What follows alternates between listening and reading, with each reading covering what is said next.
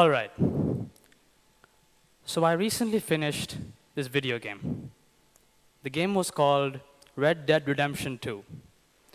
It was an old Western game set in the late 1890s. This was the era that brought down the decline of the old wild Western lifestyle, and the era of civilized society was beginning to appear on the horizon.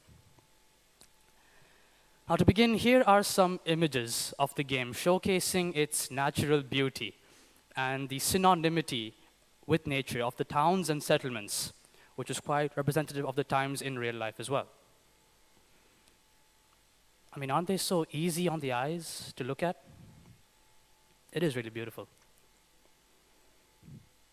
Now take a look at this.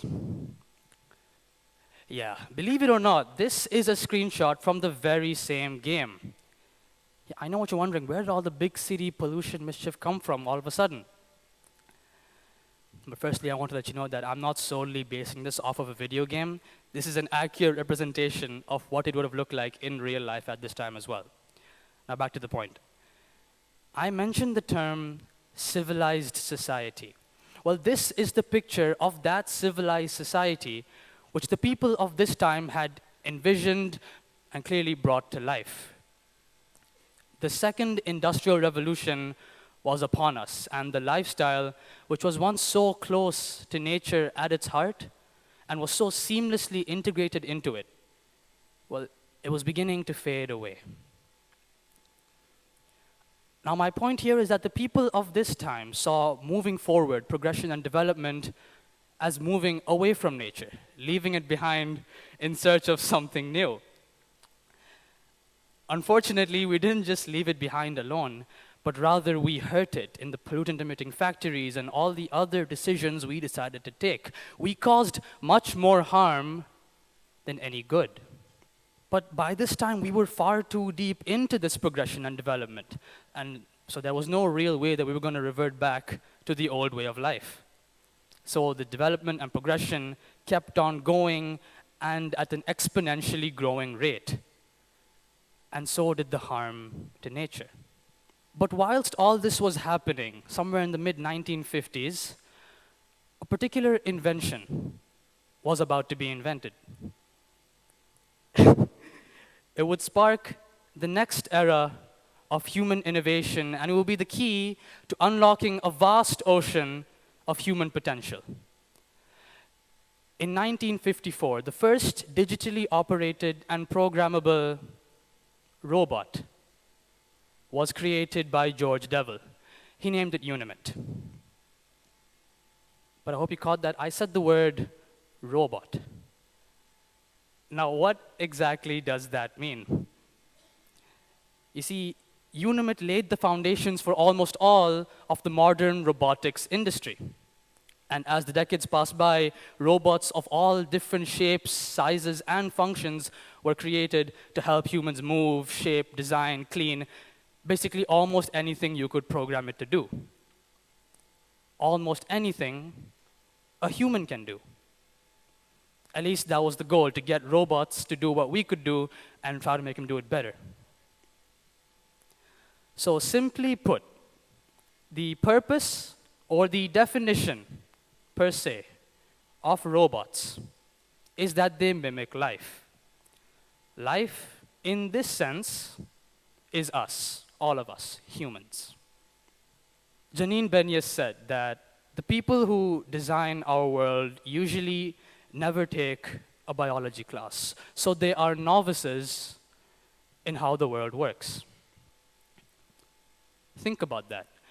We designed our world overlooking the criteria we needed to follow. We designed it making our own frameworks, ignorant, or should I say forgetting, of those frameworks which were already put in place by nature through billions and billions of years of relentless research and development. We just, ignored them and decided to make our own, because why not?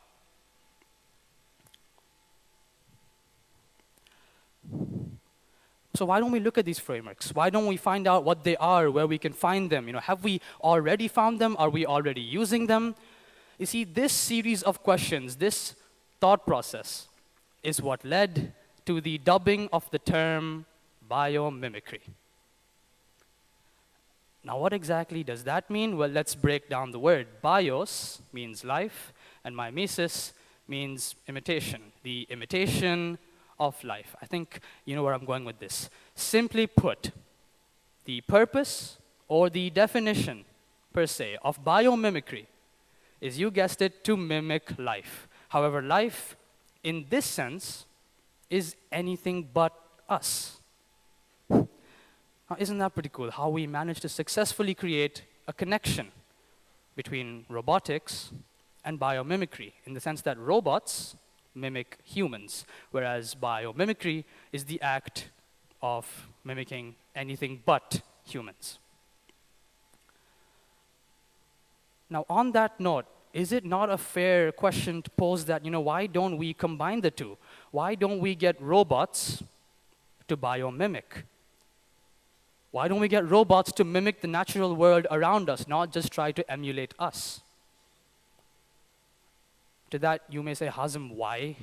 Why would we want robots to mimic this natural world around us? Are we not the pinnacle of intelligent life forms on this planet of Earth? And to that, I would say yes. Technically, we are. But that technicality serves as a sort of filter to what intelligence and wisdom can truly mean in our world. Say, if you were to look through the lenses of a sunflower, then your definition of what intelligence means vastly changes.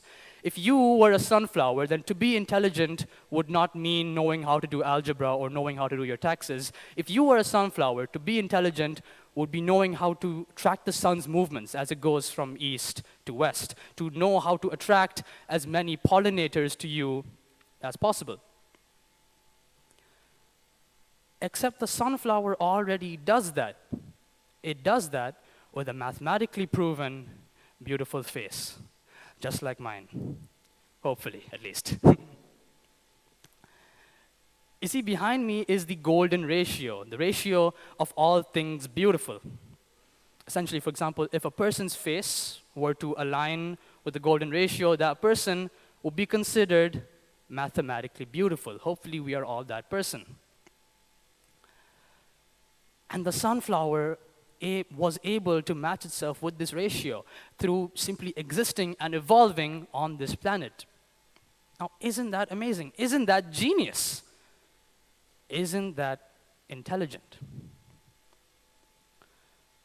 I think with that, we can say with certainty that intelligence exists everywhere, even in the smallest of places.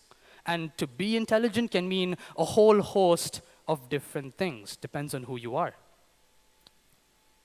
You see, beauty is truly in the eyes of the beholder.